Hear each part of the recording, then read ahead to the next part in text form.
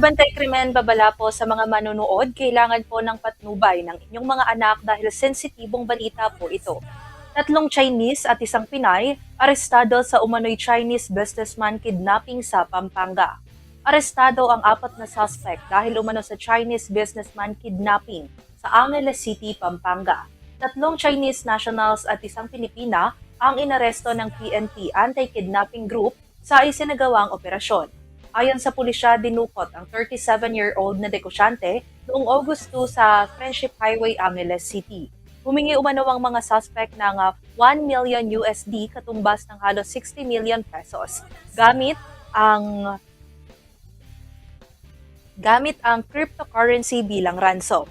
Ngunit nakatakas ang biktima noong August 4 dahil nakatulog umano ang mga bantay dahil sa kalasingan. Kaya lumundag siya sa bintana ng pinagkulungan at nakahingi ng tulong sa mga autoridad.